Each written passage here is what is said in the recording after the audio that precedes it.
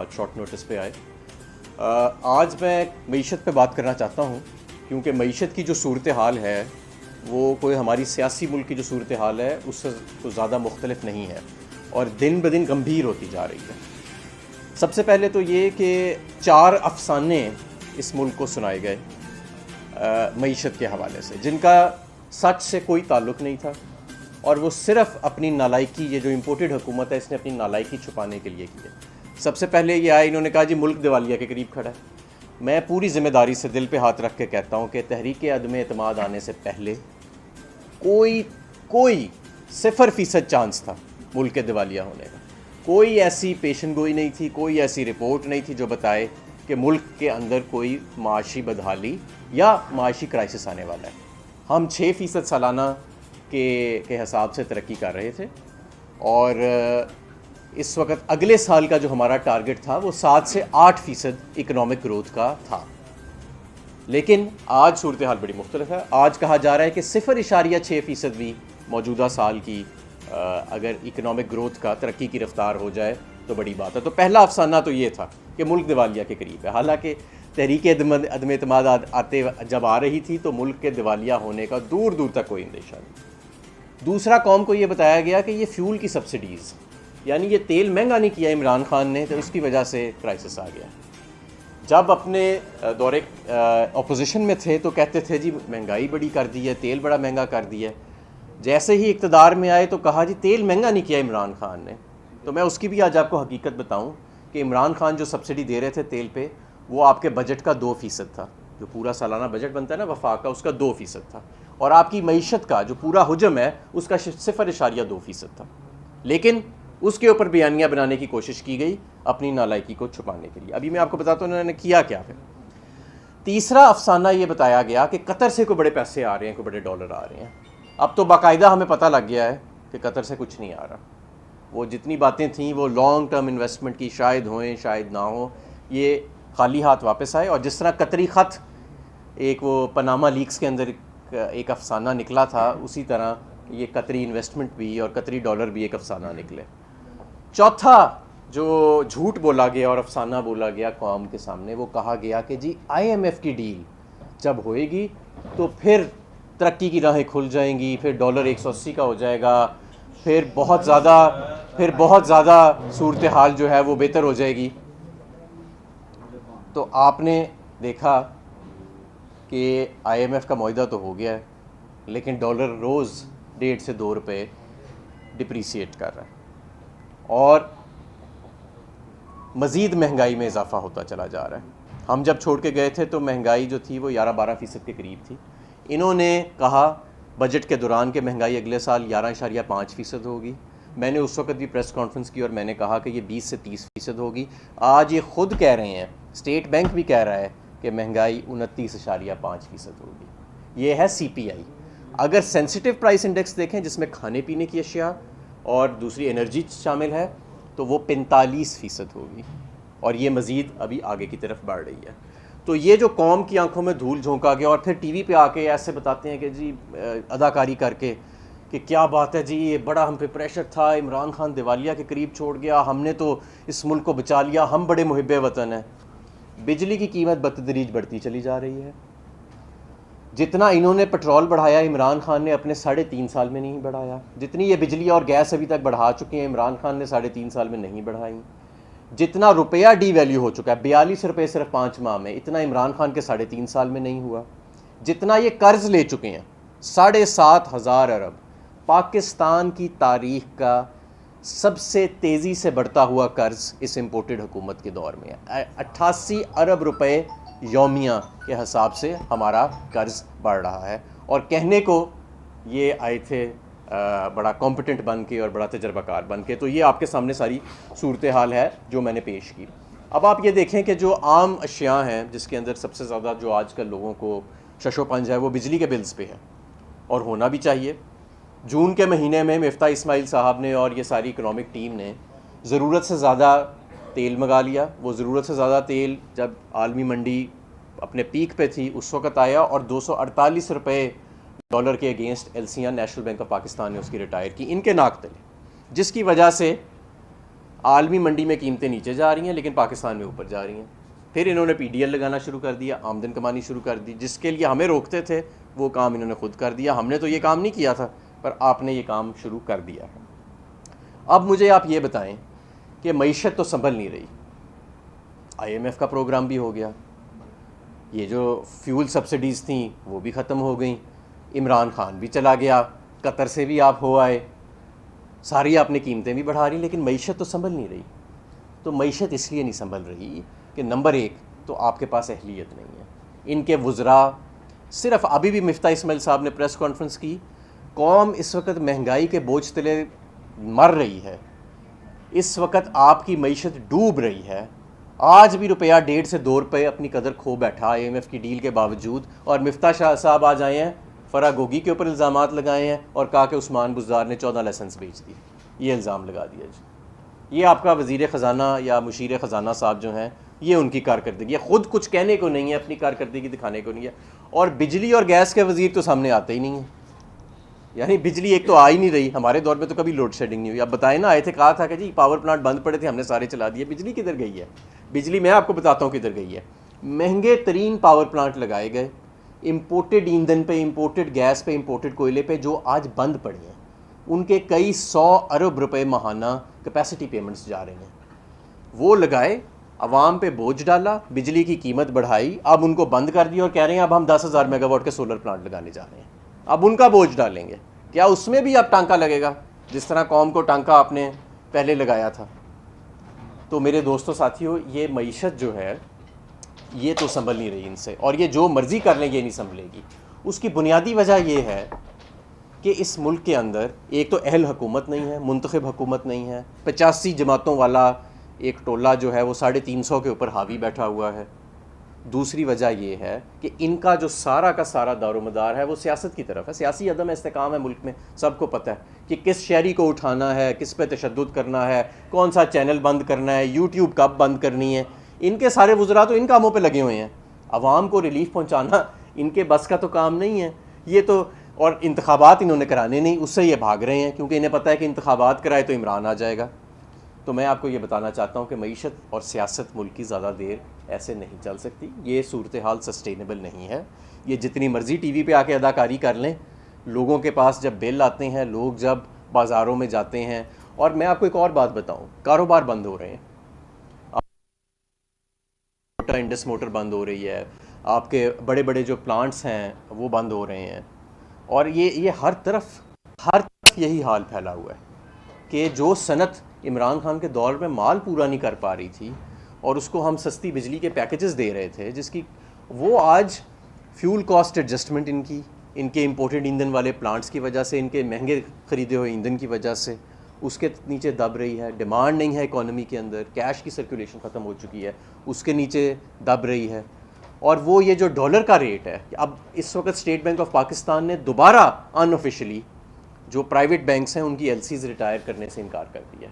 यानी प्राइवेट बैंकों को रोका जा रहा है, रुकावटें डाली जा रही हैं कि आप इंटरबैंक मार्केट से डॉलर्स ना खरीदें।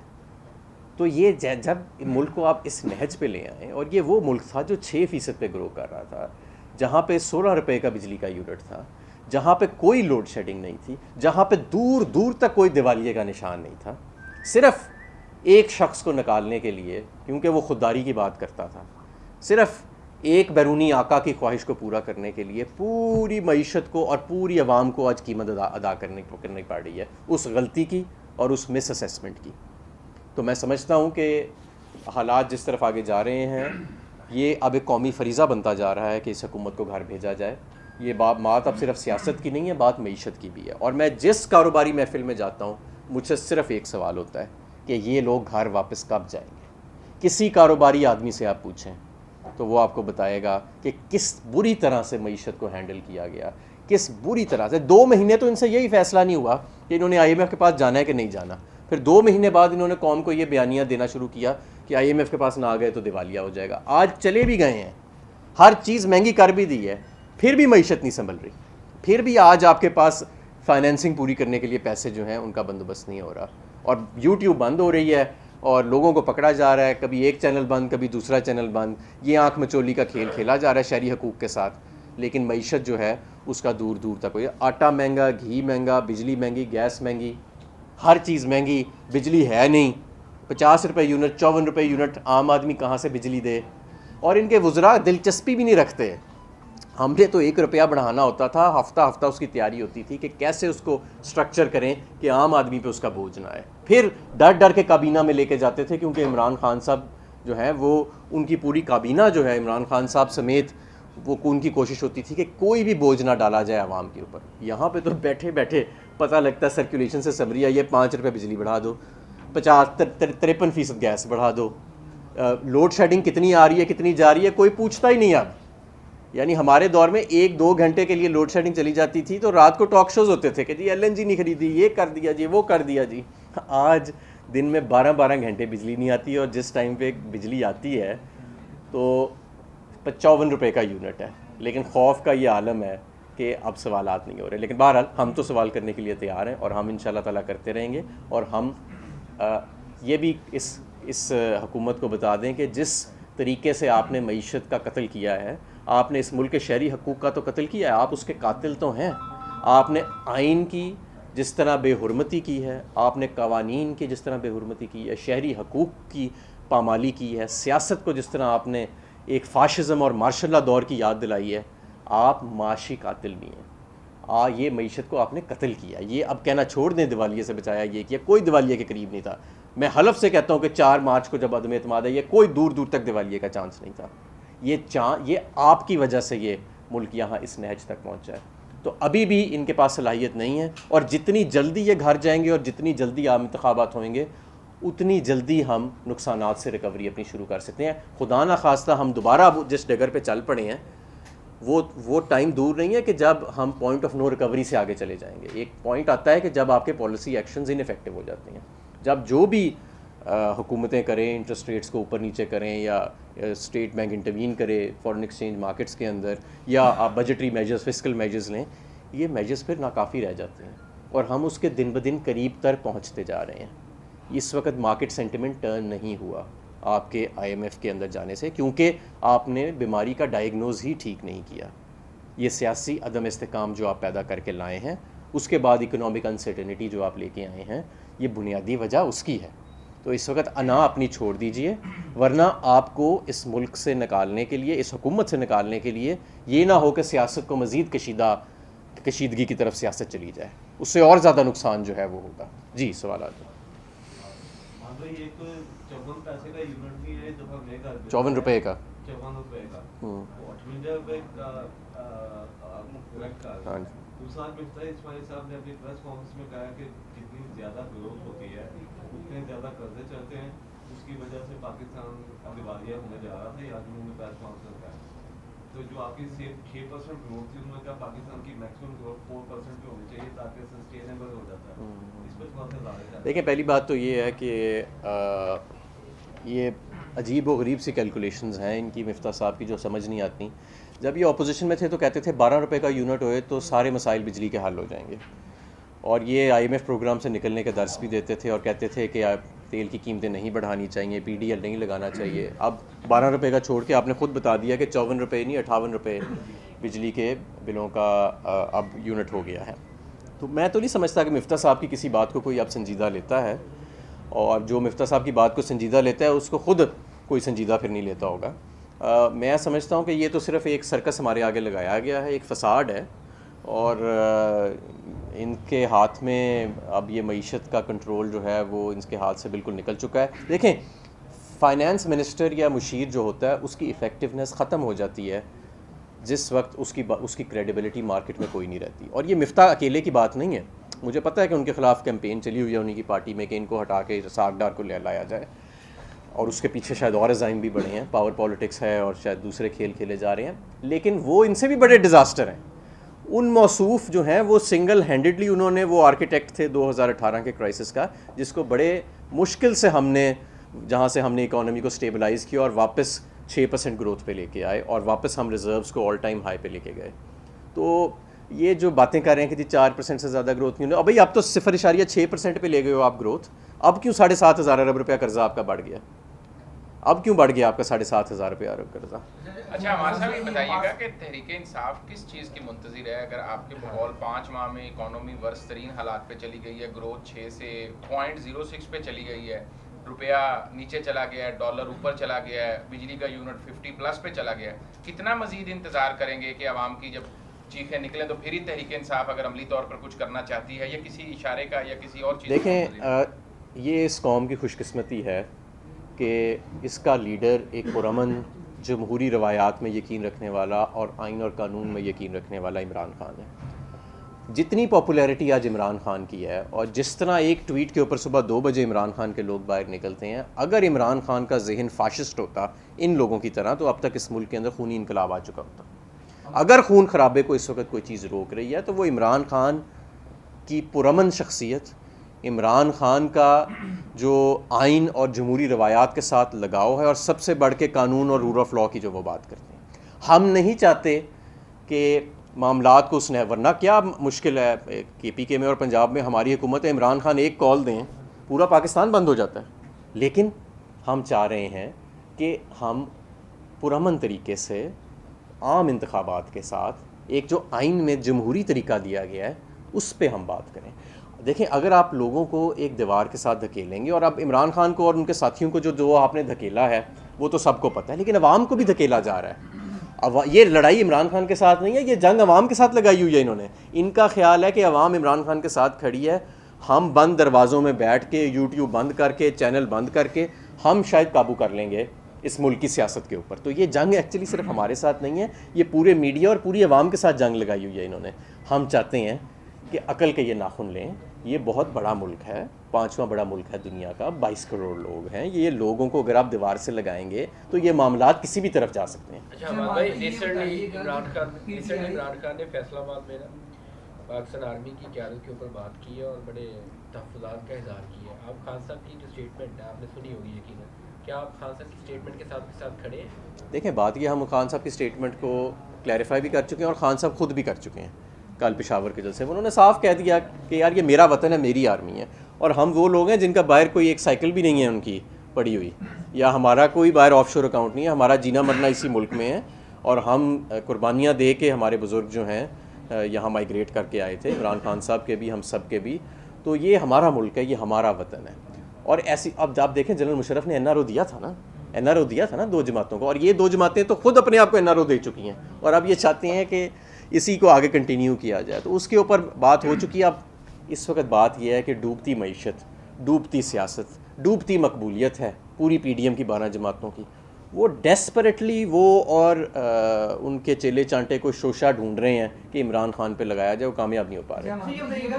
PTI और अदारों के दरमियान जो एक किस्म का तनाव है, जो बयान भी दिए गए, PTI ये बयानिया कह रही है कि नून लीग जो है गलतफहमी डाल रही है PTI और अदारों के दरमियान। तो कोई राब्ता भी किया गया, कोई बैकडोर राब्ता, या गलतफहमी को दूर करने के लिए कोई कोशिश की जा रही है? देखिए, मेरे इल्म में तो ऐसा कोई राब्ता नहीं है, और ये जंग तो अवाम की सुप्रीमेसी की जंग है, सिविल सुप्रीमेसी की जंग है। और मैं समझता हूँ कि इंशाअल्लाह ताला इस मुल्क में ताकत का सरचश्मा अवाम ही बनेंगे, और ये इस तहरीक के नतीजे में जो हम चला रहे हैं, ये हमेशा के लिए फ़ैसला होने जा रहा है कि इस मुल्क में मुंतखब क़यादत कौन करेगा।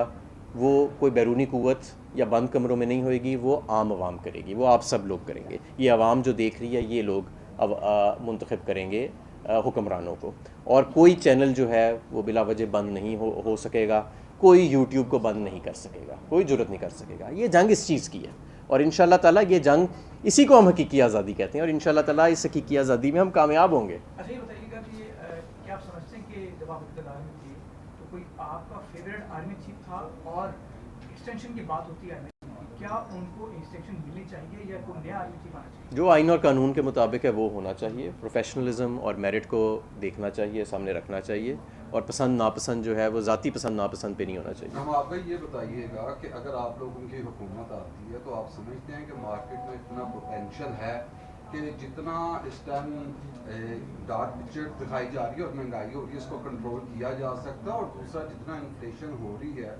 आम लोग कितनी देर इसको सर्वाइव कर पाएंगे? तो इसके लिए देखें, मैं समझ गया हूँ आपका सवाल। देखें, मैं समझता हूँ कि बहुत सारा नुकसान तो हो चुका है, और रिकवरी जो है वो शुरू नहीं हो पा रही। जितना हम डिले करते जाएंगे उतना हमारा स्टेबलाइजेशन का फेज़ जो है, जो भी अगली हुकूमत आती है उसके लिए प्रोलॉन्ग होता जा रहा है। लेकिन अभी हम पॉइंट ऑफ नो रिकवरी पे नहीं पहुँचे। बुनियादी तौर पे ये सेंटिमेंट का फुकदान है जिसकी वजह से ये सारे मसाइल चले आ रहे हैं, और कुछ इनकी हैंडलिंग ठीक नहीं है। बिजली के वज़ीर बिजली का काम नहीं करते, वो गले में हाथ डाल के कभी कहीं फ़ीता काट रहे हैं, कभी कहीं फ़ीता काट रहे हैं। पेट्रोलियम के वज़ीर आते हैं, वो पता ही नहीं पेट्रोलियम कौन चला रहा है। 4 लोग पेट्रोलियम की मिनिस्ट्री चला रहे हैं और वो भी सियासत में लगे हुए हैं। मिफ्ता इस्माइल साहब की आज आपने प्रेस कॉन्फ्रेंस सुन ली, वो फरा गोगी से शुरू होकर उस्मान बुज़दार पे ख़त्म हो जाते हैं। उनको वैसे भी मैं समझता हूँ कि जिस तरह की उनकी हैंडलिंग रही है तो मेरे काबिल एहतराम है, लेकिन मैं समझता हूँ कि अभी उनमें अहलियत नहीं है वज़ारत ख़ज़ाना चलाने की या मुशीर ख़ज़ाना चलाने की, और उनके पास और स्टाफ भी कोई नहीं है।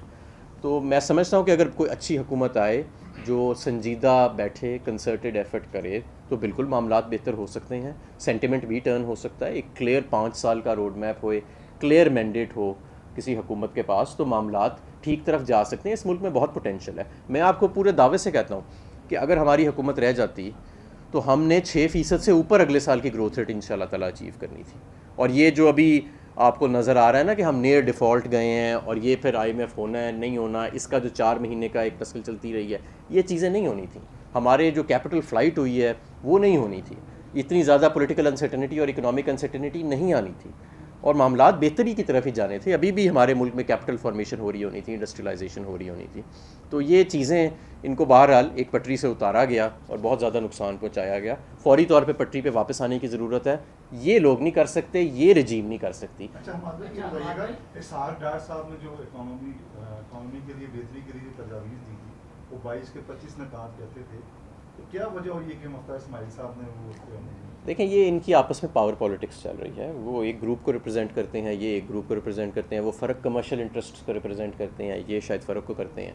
तो ये तो असल में ये एक टग ऑफ वॉर उसकी है, इनका मईशत से कोई ताल्लुक़ नहीं। मईशत में जितनी बैकी बातें हमारे मौसूफ़ मिफ्ता साहब करते हैं, उनसे कहीं ज़्यादा बैकी और बिल्कुल ही गैर संजीदा बातें जो हैं वो इसहाक डार साहब के हमने ज़बान से सुनी हुई हैं। और उनका तो खैर दौर देखा भी हुआ है कि किस तरह आलमी मंडी में कीमतें नीचे जाने के बावजूद, एक ऑयल बुरेंजा आने के बावजूद, हमारी ना एक्सपोर्ट बढ़ी उनके टाइम के ऊपर, हम एक कम्प्लीटली एक क्राइसिस लाइक सिचुएशन के अंदर चले गए और 25-30 अरब डॉलर हमने सिर्फ एक्सचेंज रेट को मेंटेन करने के अंदर गुजार दिए और अपनी एक्सपोर्ट्स को उस दौरान तबाह कर दिया। तो उनकी तो इकोनॉमिक्स जो है वो बिल्कुल, मैं नहीं समझता कि कोई भी इवन कोई एवरेज जो स्टूडेंट है, मैट्रिक का भी स्टूडेंट है, उसको संजीदा लेता होगा।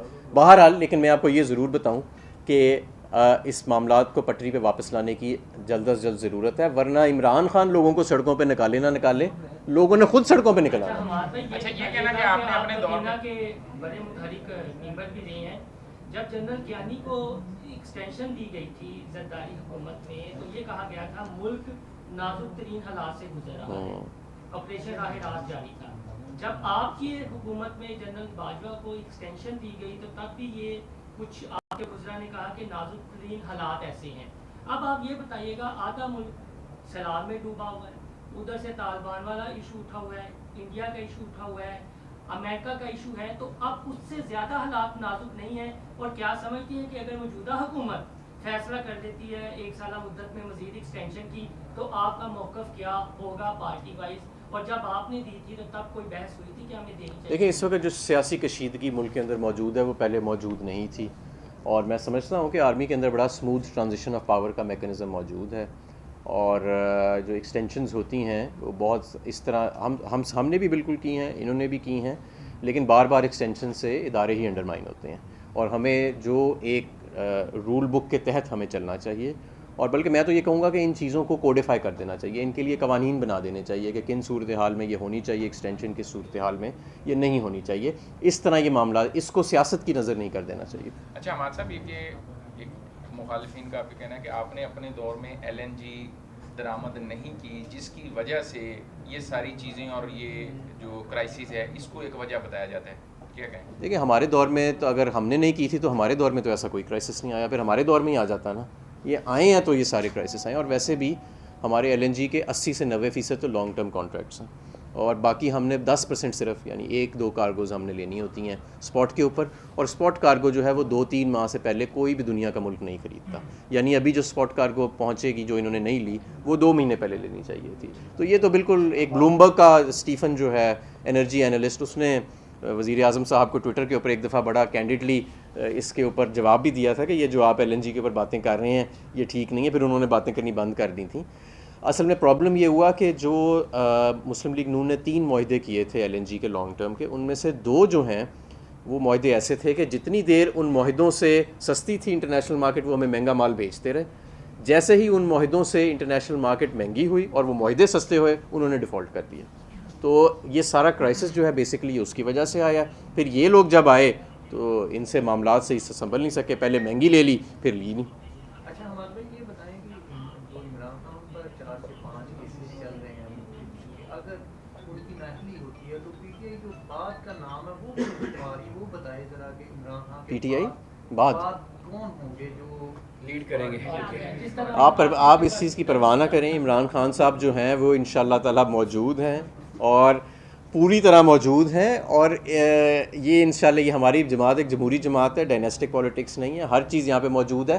लेकिन फ़िलहाल जो सबसे इस वक्त ज़रूरी है कि इस वक्त इस मुल्क का जो सबसे मकबूल लीडर है इमरान खान, जिसने 4-5 इकाइयों को इकट्ठे रखा हुआ है और काबुल से लेके कराची तक, सवाबी से लेके खैबर तक, अगर कोई शख्स है जो पूरे मुल्क को इस वक्त यूनाइट कर रहा है और जिसकी आवाज़ लोग सुन रहे हैं, चाहे उसको हुकूमत और रजीम बंद करती है, वो इमरान खान है। इस वक्त उनका इस मुल्क को लीड करना ही इस मुल्क के लिए बेहतर है।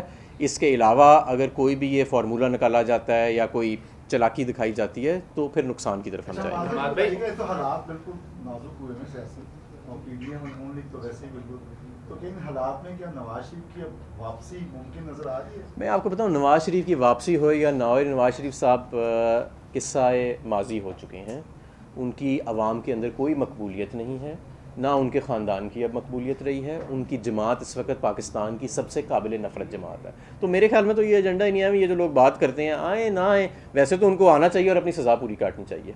ये तो कोई तरीका नहीं है ना कि आपने साइकिल चोरी करने वाले को अंदर डाला हुआ है और जिसके ऊपर अरबों रुपए के इल्ज़ाम थे, वो हैरड्स में शॉपिंग कर रहा है और कहता है नाइट्स ब्रिज और हाइड पार्क में शाम को वॉक करता है। तो ये तो कोई एक्चुअल तो ही नहीं, अदालत तो ये है। तो मेरा ख्याल उनको वापस तो आना चाहिए और अपनी सज़ा पूरी करनी चाहिए, लेकिन सियासी तौर पे उनके अब आने जाने से कोई फ़र्क नहीं पड़ना। जमात उनकी सबसे काबिल नफ़रत जमात है इस वक्त पाकिस्तान में। शुक्रिया।